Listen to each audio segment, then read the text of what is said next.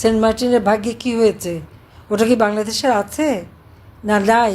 সে জবাবটা আমি ইউনূসের কাছে চাই। আচ্ছা, আমাকে স্বৈরাচার বলা হয়, আমি নাকি গণহত্যা করছি, আমি নাকি মানব অধিকার লঙ্ঘন করছি, কিন্তু ইউনূস কী করছে? তার যে সমন্বয়করা কী করছে? এই বেশি দিনের কথা না, এই 2-3 দিন আগেই দেখেন ধানমন্ডিতে এক বাড়িতে ডাকাতি করতে গেছে। সেই ডাকাতি করতে গেলে তাদেরকে ধরা হয়েছে। তাদের ধরা হলো কেন? সেই জন্য ইউনূসের যে এক দল তৈরি করেছে কি এনসিপি, সেই দলের এক নেতা কি হান্নান মাসুদ, সে যে মুচলেখা দিয়ে সেই ডাকাতদের ছাড়িয়ে এনেছে। তার মানে খুনি ডাকাত যত চোরটা যা কিছু এই তাই নিয়ে তার রাজত্ব। এবং জুলাই 15 তারিখ থেকে যে হারে গণহারে পুলিশ হত্যা করা হয়েছে, আওয়ামী লীগের নেতাকর্মী হত্যা করা হয়েছে, সাংবাদিক হত্যা করেছে, পেশাজীবী হত্যা করেছে, তার কোনো বিচার হবে না। ইন্ডেমনিটি দেওয়া হয়েছে। কেন দেওয়া হবে ইন্ডেমনিটি? খুন করে ইউনূসের বাহিনী, এগুলি তো তার মেটিকুলাস ডিজাইনের অংশ। তারা এভাবে নির্বিচারে হত্যাকাণ্ড, অগ্নিসংযোগ, সমস্ত কিছু ধ্বংস করা শুরু করলো, আগুন দিয়ে দিয়ে পোড়াতে শুরু করলো।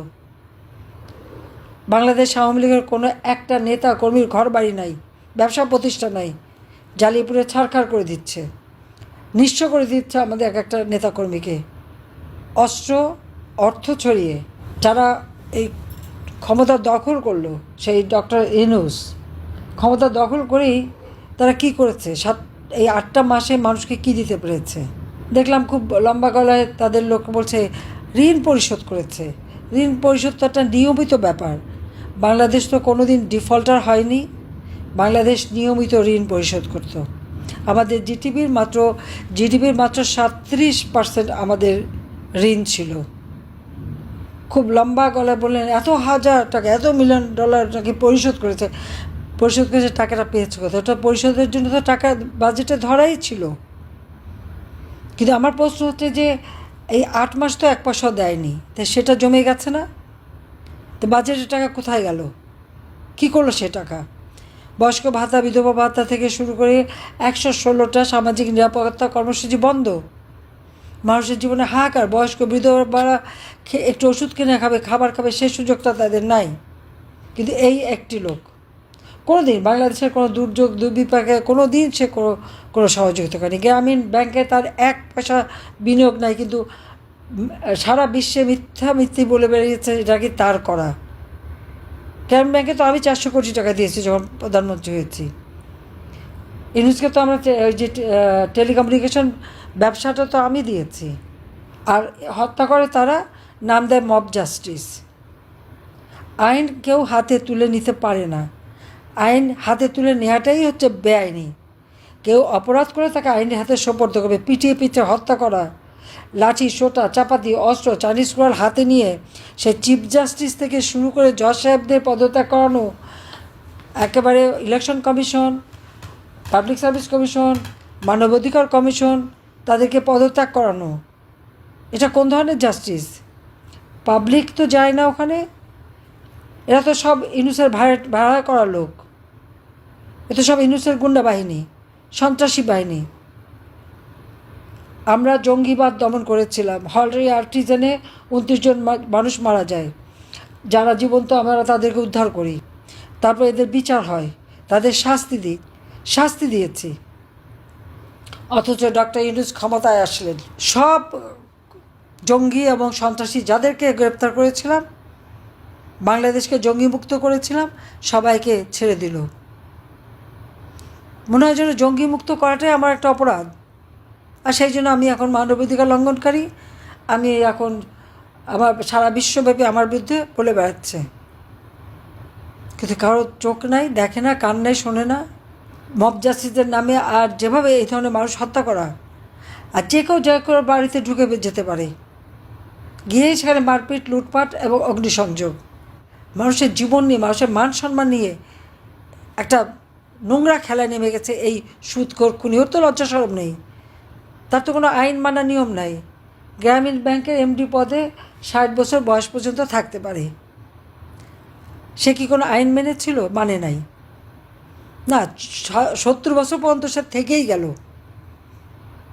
আবার তাকে যখন বাংলাদেশ ব্যাংকে থেকে বলা হলো যে এটা সম্পূর্ণ বেআইনি, আপনি থাকতে পারেন না, এমনকি আমাদের মুহিত সাহেব আর গরিজবি সাহেব তাকে অফার দিল যে আপনি গ্রামীণ ব্যাংকের অ্যাডভাইজার এমিরেটাস হন। না, এমডি থাকতে হবে। কেন? কারণ গ্রামীণ ব্যাংকের টাকাগুলি মারতে হবে, যে সারা জীবন গ্রামীণ ব্যাংকের সমস্ত টাকা মেরে খেয়েছে। যত ডোনার কান্ট্রি যত টাকা দিয়েছে, একটা টাকা গ্রামীণ ব্যাংকে যায় নাই। সেটা দিয়ে ইউনূস নতুন নতুন কোম্পানি খুলে ব্যবসা করেছে, কিন্তু একটা ব্যবসা প্রতিষ্ঠান লাভজনক করে নাই। কারণ লাভজনক করলে পরে ট্যাক্স দিতে হবে, লাভজনক হলে শ্রমিকরে তাদের কল্যাণ ফান্ডে টাকা দিতে হবে। এবং এই জন্য শ্রমিকরা যখন তার কোম্পানির শ্রমিক যখন দাবি করলো, তাদের কল্যাণ ফান্ডে টাকা চাইলো, তাদেরকে চাকরি থেকে বের করে দিল, তারা মামলা করলো। আর সেই মামলায় ইউনূস কিন্তু মানে লেবার কোর্টে সাজাপ্রাপ্ত আসামি। তা তো লজ্জা হওয়া উচিত যে শ্রমিকের অর্থ আত্মসাৎ করে সে সাজাপ্রাপ্ত আসামি। সেই আসামি এখন বাংলাদেশের ক্ষমতায় বসে আছে। এবং আমি জানি না সারা দেশের মানুষের কী চোখ, অনেকে তো আবার ইউনূস এসেছে ক্ষমতায় বিগলিত হয়ে পড়লো, কিন্তু ইউনূসের বিভৎস চেহারাটা, এবং সে তো চরমভাবে অকৃতজ্ঞ, চরমভাবে স্বার্থপর এবং লোভী।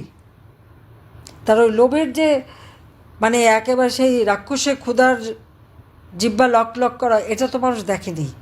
মুখে খুব ভালো ভালো মিষ্টি মিষ্টি চেহারা দেখিয়ে যেন কিছু জানে না, ভাজা মাছটা উল্টে খেতে পারে না, কিন্তু তার ভিতরে যে কত বড় একটা শয়তানি, সেটা তো আজকে মানুষের কাছে স্পষ্ট হয়ে গেছে যে কী না পারে। তার নিষ্ঠুরতা, তার হত্যাকাণ্ড ঘটানো, 15ই জুলাই থেকে যত হত্যাকাণ্ড ঘটেছে সবগুলি হচ্ছে তার মেটিকুলাস ডিজাইনের অংশ। ওই হত্যা আমরা করি নাই।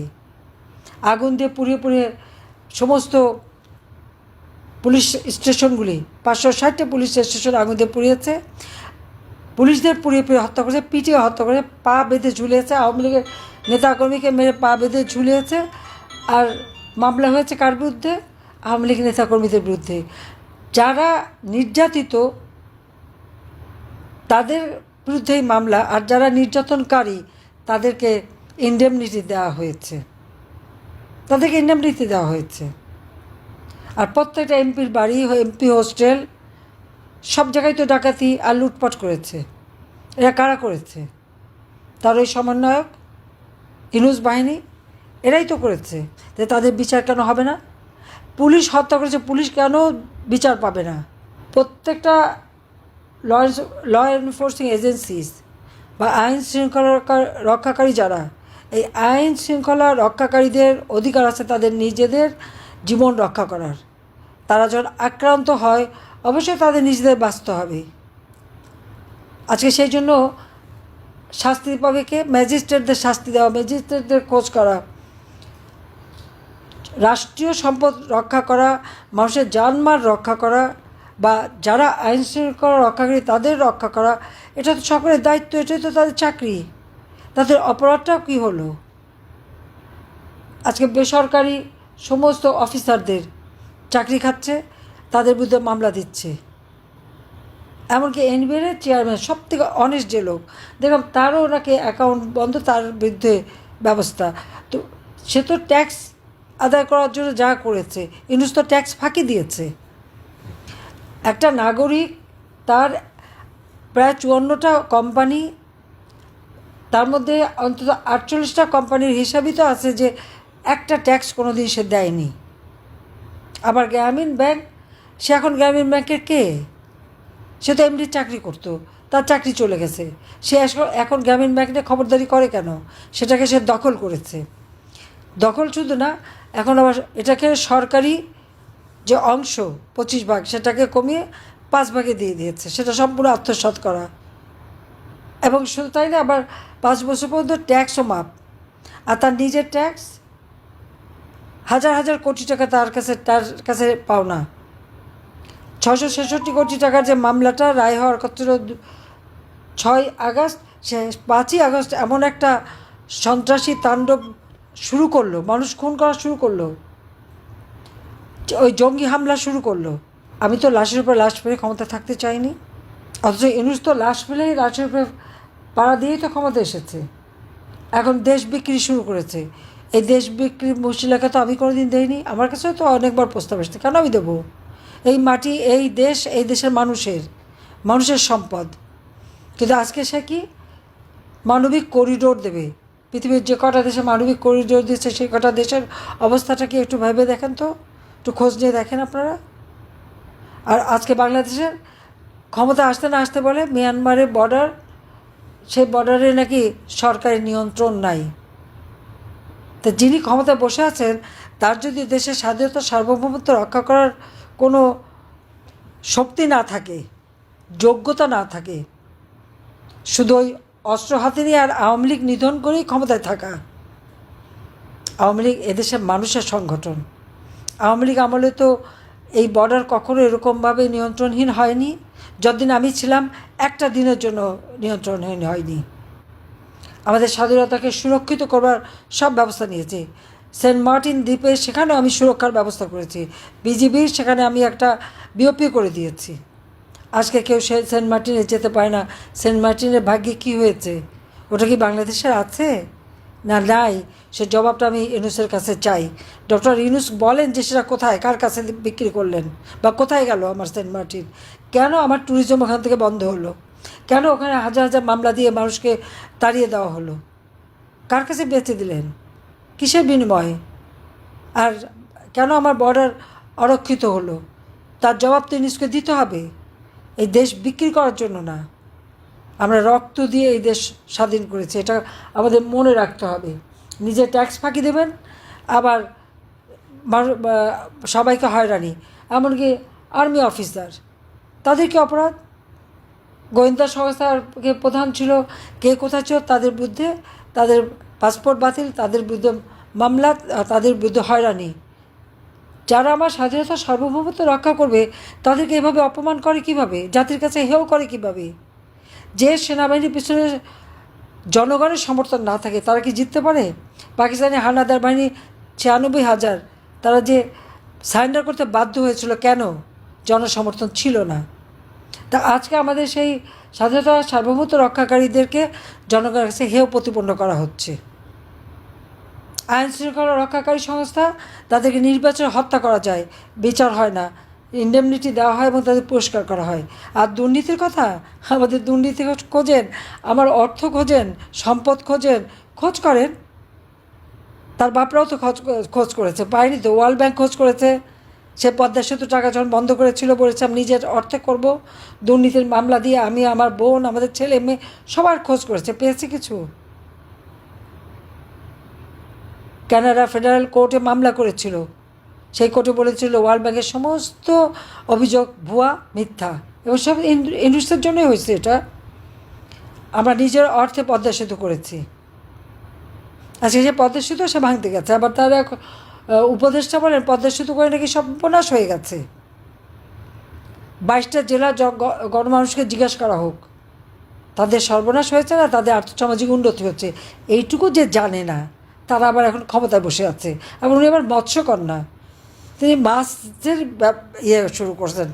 যাক, মাছের ব্যবসা করেন সেটা ভালো, কিন্তু দেশ চালাতে যোগ্যতা লাগে, সে যোগ্যতা এদের নাই। এই জন্য দেশটাকে আজকে ধ্বংসের কিনারে এনেছে। আমার পরিষ্কার স্পষ্ট কথা, যত মিথ্যা মামলা দেওয়া হয়েছে সব প্রত্যাহার করতে হবে। আওয়ামী লীগের 1 লক্ষের উপর নেতাকর্মী আজকে কারাগারে বন্দী, তাদের সবাইকে মুক্তি দিতে হবে। এবং শুধু তাই না, প্রত্যেকে আজকে নিত্য প্রয়োজনীয় প্রত্যেকটা জিনিসের দাম বেড়ে গেছে, মানুষের ক্রয় ক্ষমতার মধ্যে আনতে হবে। পার্বত্য চট্টগ্রাম এবং মিয়ানমারের বর্ডার আজকে যে অরক্ষিত রয়ে গেছে, তার সুরক্ষা দিতে হবে, দেশ বিক্রি করবার জন্য না। এখন চট্টগ্রাম পোর্টও বিক্রি করতে চায়। এই চট্টগ্রাম পোর্ট আমরা লাভজনক প্রতিষ্ঠানে পরিণত করেছি। হ্যাঁ, এটা আরও উন্নতভাবে চলার জন্য আমরা বে টার্মিনাল সেটা নির্মাণ করা, আমরা বিভিন্ন ইন্টারন্যাশনাল বিভিন্ন কোম্পানির সাথে কথা বলছি, কিন্তু আমার চট্টগ্রাম পোর্ট কিন্তু সরকারের আওতায় থাকবে। আজকে সেটাও বেঁচে দেওয়ার জন্য সে চক্রান্ত করে যাচ্ছে। দেশটা বিক্রি করবে শুধু নিজের ক্ষমতাটা টিকে রাখার জন্য। আর ক্ষমতায় বসে আছে, তার ওই 40 জন এজেন্ট বানিয়েছে, 5-7 লাখ টাকা করে এক একটার বেতন দেয়, যত মিথ্যা কন্টেন্ট বানিয়ে আমাদের বদনাম করা, আমাদের নামে মিথ্যা অপবাদ দেওয়া, সেইগুলি দিতে পারে, ওইগুলি করতে পারে। প্রত্যেকটা জায়গায় টাকা খরচা, এত টাকা পায় কোত্থেকে? বাংলাদেশে একটা টাকাও কোনদিন বিনিয়োগ করেনি, কিন্তু বিদেশে তার বিরাট বিনিয়োগ, বিরাট টাকার বঙ্ক। কার টাকা এটা? মানুষের জনগণের টাকা, গরিবের রক্ত চোষা টাকা, ক্ষুদ্র ঋণ দিয়ে মোটা অঙ্কের সুদ দিয়ে সেই টাকা। নইলে এত টাকা সে পেলো কোথায়? 6,000 টাকা বেতনের এমডি চাকরি করেছে, যে সে এত হাজার হাজার কোটি টাকার মালিক হয়ে গেল কীভাবে? আজকে এত টাকা খরচ করে কীভাবে? তার জবাব একদিন বাংলার মাটিতে তাকে দিতে হবে। পরিষ্কার কথা। আমরা এই বাংলাদেশ ভেসে আসে নাই, অনেক সংগ্রামের পথ বেয়ে বাংলাদেশ স্বাধীন হয়েছে। আর আওয়ামী লীগ নিষিদ্ধ করে, ছাত্রলীগ নিষিদ্ধ করে, এই দেশের স্বাধীনতায় যে পার্টি এনে দিল, বাংলাদেশ আওয়ামী লীগের শিকড় বাংলাদেশের মাটির থেকে উঠে এসেছে। এটা এত সহজে উপড়ে ফেলা যায় না। ওই ভাসমান টাকা খরচ করে সেই 5 স্টার হোটেলে 2 কোটি টাকা খরচ করে ইফতার পার্টি খাওয়া পার্টি আওয়ামী লীগ না। আওয়ামী লীগ এই দেশের মাটি মানুষের সংগঠন। এটা নিষিদ্ধ ঘোষণা দিলে হবে না। ইউনুসকে নিষিদ্ধ ঘোষণা দেওয়ার, এরা কোত্থেকে আসছে ক্ষমতা? এদের ক্ষমতার বেসটা কোথায়? জনগণের ম্যান্ডেট নাই, সাংবিধানিক কোনো ভিত্তি তাদের নাই। তারা জবরদখলকারী, অবৈধভাবে ক্ষমতা দখলকারী। কাজে তাদের এ সমস্ত নির্দেশনা কোনোদিন খাটে না। মানুষের ভাগ্য নিয়ে এভাবে ছিনিমিনি খেলবেন না। অনেক মানুষকে যন্ত্রণা দেওয়া হয়েছে, অনেক ক্ষতি করা হয়েছে। অর্থনীতি তো আজকে শেষ। যেখানে আমার 7.4 ভাগ ছিল জিডিপি 2023 সালে, আজকে তা কমে এনেছেন আপনি 2%। কি অর্থনীতিবিদ আমার? শিক্ষা গজগজ করে, আর অর্থনীতিকে ধ্বংস করে বসে আছে। নিজেরটা তো ধ্বংস হয় নাই, নিজের অর্থ তো সম্পদ যথেষ্ট আছে। ওনার মেয়ে মনিকার কত সম্পদ, আর কী পরিমাণ টাকা ওখানে পাচার করেছে, তার ভাইদের কত সম্পদ, সেই সম্পদটার আগে হিসাব করেন সবাই। আমাদের সম্পদ তো বারবার হিসাব হয়েছে। বিএনপি 2001-এ এসে সম্পদের হিসাব করতে, যে নিজে তার দুর্নীতির কথাই বেরিয়ে গেল। এফবিআইয়ের লোক তো তখনও বসেছিল খালেদা জিয়ার নাইকোর কেসে সাক্ষী দেওয়ার জন্য। তারেক জিয়ার মামলায় এফবিআই আমেরিকা থেকে সে 2বার সাক্ষীও দিয়ে গেছে। এবং তাদের পাচার করার টাকা, কোকো আর তারেকের পাচার করার টাকাও আমরা উদ্ধার করে বাংলাদেশে নিয়ে এসেছি। এগুলি ভুললে চলবে না। কিন্তু কই, আওয়ামী লীগ আমাদের পরিবার নিয়ে তো বহু ঘাটাঘাটি করা হয়েছে, এখনও করছেন, খোঁজ করেন সব সম্পদের। কিন্তু একটা কথা বলে রাখি, যারা এটা করছেন আমি কিন্তু তাদের চিনে রাখছি, পাই করে হিসাব নেব। কারণ এই অপমান, অপবাদ, যে কাজ করি তার জন্য যে মিথ্যা অপবাদ দেওয়া, এটা একেবারে বৃথা যাবে না। সবগুলির হিসাব আমি নিয়ে ছাড়বো ইনশাল্লাহ। এবং আল্লাহ আমাকে বাঁচিয়ে রেখেছে নিশ্চয়ই বাংলাদেশের জন্য কোনো ভালো কাজ করার জন্য। কাজে আমি এখনও সময় আছে, এগুলির ক্ষমতার থেকে বিদায় দিয়ে দেশটাকে রক্ষা করতে হবে। তার জন্য আন্দোলন সংগ্রাম চালিয়ে যেতে হবে। প্রত্যেকে প্রতিদিন দরকার হলে যে যেভাবে পারেন মিছিল মিটিং করে প্রতিবাদ করেন, লিফলেট বিতরণ করেন, এতে অপকর্মগুলি জনগণের কাছে তুলে ধরেন, সাধারণ মানুষের কাছে যান। কারণ মানুষ খুব কষ্টে আছে। আওয়ামী লীগ মানুষকে শান্তি দিয়েছিল, নিরাপত্তা দিয়েছিল, মানুষের অর্থনৈতিক উন্নতির পথ দিয়েছিল, মানুষ ধীরে ধীরে উন্নয়নের পথে এগিয়ে যাচ্ছিল। কিন্তু আজকে সব শেষ। ওই মুষ্টিমেয় লোক সময় খাবে আর টাকা পাচার করবে। সেই ক্রিপ্টোকারেন্সি বলে কি একটা দামও আছে, সেই টাকা বানিয়ে রাখছে বাইরে, খেয়ে যেতে পারবে না। সব ধরা হবে, সব হিসাব নেওয়া হবে। ইনুসের ভাই ব্রাদার, ভাই বেটা, ভাইজি যারা আছে, তার মেয়ে 2 মেয়ে, তাদের সব সম্পত্তির হিসাব আমরা বের করব। এবং অলরেডি আমরা কাজে লাগিয়েছি, কার কী আছে সব আনছি খোঁজ করে। আর সেই সাথে সাথে তার ওই উপদেষ্টারা সব তো ফরেন, একটা তো দেশি না, সব বিদেশি নাগরিক। কাজে তাদেরও সমস্ত হিসাব বের করা হবে। কার ছেলে মেয়ে ভাই ব্রাদার কার কত সম্পত্তি দেশে বিদেশে আছে, সব হিসাব আমরা বের করব। সব বের করতেছি, ওগুলি একদিন প্রচার হবে এবং জনগণের আদালতেই বিচার হবে ইনশাল্লাহ। সবাই ভালো থাকেন, সুস্থ থাকেন। যেটা আমি বললাম যে এখনই প্রত্যেক জায়গায় প্রচার করা, জনগণের পাশে দাঁড়ানো এবং প্রতিবাদ মিছিল প্রতিদিন দরকার হলে মিছিল, মশাল মিছিল প্রত্যেকে প্রতিদিন করতে হবে। এর প্রতিবাদ করেই আমাদের এগিয়ে যেতে হবে জনগণকে নিয়ে। কারণ জনগণের অধিকার আমরা নিশ্চিত করবো ইনশাল্লাহ। সবাই ধন্যবাদ। জয় বাংলা, জয় বঙ্গবন্ধু, খোদা হাফিজ।